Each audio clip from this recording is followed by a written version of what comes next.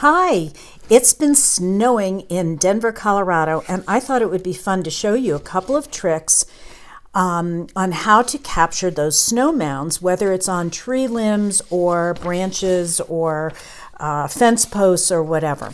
The first thing that I did was copy on my home copier just some photos I took at the Denver Botanic Garden.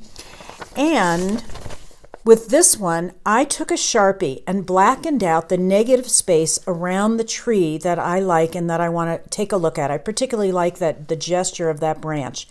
And one thing that blackening out the negative space does is it helps me really see that the top edge of a snow mound is a pretty sharp line, whereas the bottom edge of these snow mounds is more irregular. And I can see that best by blackening out the area around it. And of course, with anything, the better you see it, the more accurately that you can look at something and see it, the easier it will be to sketch. Let me show you a simple sketch technique for capturing those snow mounds. All I need is some watercolor paper, and I'm going to work in a journal. My watercolor set, I really only need a purple and a Payne's gray and maybe some blues, and then I'm going to throw in some greens at the end. And my Micron pen that I like to work with is the 005. A paintbrush, a Sharpie, a little bit of paper towel, and some water, and we're all ready to go. I've used a pencil and roughly sketched in the basic shapes of these snow mounds. And again, the top looks pretty crisp, the bottom is irregular. So I've put in that shape, one here that comes down, and then this little guy on the right, and a couple on top. Now I'm going to go over those very lightly with my Micron pen. For the purposes of this video, I'm just going to concentrate on these two big mounds of snow to show you the technique. I've gone over my pencil lines with my Micron, and you might notice that I varied my pressure. So even with a pen, you can get a very light line versus a little bit thicker line. So I varied my pressure, and then I erased the pencil. And now here's the trick. You come right up to that edge, and taking your pen, you just make flicks of marks coming down in the direction of those pine needles. And it right away starts to establish the sense that the mound of snow is actually on top. And I'm crossing these hatch marks, if you will, and allowing them to be darker up here by the edge, because I do notice, look how dark that is right up there at the edge. So I'm going to continue these hatch marks in various directions, but always pressing down like a little extra pinpoint right on the edge of that snow mound. Now, it does take a little while to pull these hatch marks down. Just take your time and enjoy the process, and you can cross over every which way depending on the kind of tree it is. Some of them, they're just going to be straight out pine needles. On this tree, they come down a little bit, cross like that. And by pulling out these hatch marks right next to the edge of that snow mound, I am able to get this bottom part irregular and a nice dark contrast to where the white of the snow is going to be. Now for the watercolor. Again, using our reference photos helps us see the colors as well as the incredibly dark value. On any pine tree that has snow mounds on it, the pine needles are going to be really, really dark. This one you can really see the blue-green that's in those needles. So I've mixed up some of my paints and added some blue to it, and I'm just going to get some of that over the ink, and I'm going to go like hatch marks in the same style that I just did with the pen. So I just am making these lines. I am not trying for perfect realism. I'm just trying to capture the feeling of that snow on these boughs, the pine boughs. It was so pretty at the Botanic Gardens yesterday and so quiet that I just want to capture the feeling of it, not just recreate the photograph.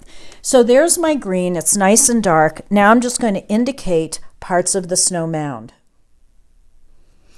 Okay, back to the concept that seeing correctly will help us capture it correctly, I want to point out that even in this photo that was on my copy machine, so it's not the most crisp photo in the world, I can still make out 3 distinct values. This section in here is bright white. This section in here is a middle tone gray, and then I have it a little darker here and right in here and right in here. So I need to leave my paper pure white right along the edge here and right along the top edge there. I need a very light value to indicate this middle tone, and then I need a darker value for right in there and in some of these places here. So that means I need 2 paint colors. I'm going to mix up lavender or purple. I'm taking a little bit of purple and I'm going to mix it with a lot of water. That's way too strong. So I'm going to mix that with a lot of water for the lightest value. Now you can also use Payne's Gray.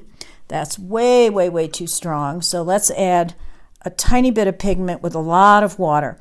And if I put the 2 of them together, that's a really nice light value. Now, if it's a super bright shiny day, you can do that, a super bright sunny day, you can do that with blue. So either your blue or the purple and Payne's Gray can be a value, a shadow color. And I think for the fun of it, I'm going to do that, the mix of purple and blue. And I'm going to keep the top portion of my snow mound completely light or white of my paper and add my middle tone value in various places, and especially right up against the edge there. And here I have my middle tone.